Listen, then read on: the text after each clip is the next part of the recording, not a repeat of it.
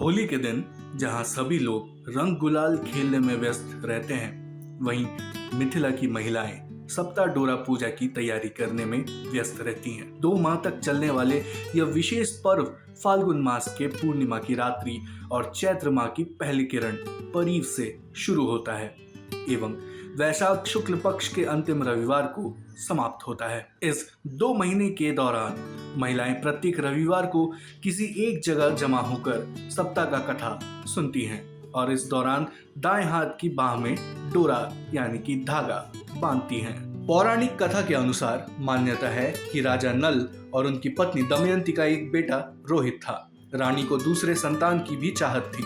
उन्होंने दासी के कहे अनुसार दूसरे संतान की चाहत के लिए एक महल में ही डोरा खरीदा और सप्ताह का पूजा कर उसे गर्दन में पहन लिया। राजा की नजर जब गले में लटकती इस डोरे पर पड़ी तो उन्होंने उसे तोड़ दिया। सप्ताह ने यह बात अपनी बहन विप्ता को बताई। दोनों काफी क्रोधित होती हैं और राजा को सबक सिखाने का ठानती हैं। इसके बाद से राजा की स्थिति दिन प्रतिदिन खराब होने लगती है और स्थिति ऐसी आ जाती है कि उन्हें खुद दूसरे राजा, जो कि उनके करीबी रिश्तेदार थे, के यहाँ नौकर बन जाना पड़ता है। एक दिन राजा किसी नदी के किनारे कुछ महिलाओं को सप्ताह की कथा सुनते देखते हैं। उस दिन उन्हें अपनी गलती का एहसास होता है। इसके बाद वह सप्ताह विप्ता से माफी मांगते हैं, जिसके बाद उनका खोया राज्य फिर से मिल जाता है। इसीलिए ऐसी मान्यता है कि जिस नारी के संतान नहीं है या फिर दूसरे संतान की चाहत है, उन्हें यह कथा सुननी चाहिए। साथ ही इससे घर में सुख, शांति और धन धान्य भी बना रहता है। सप्ताह डोरा पूजा विधि। होली के दिन मिथिला में कुल देवी का पूजा किया जाता है।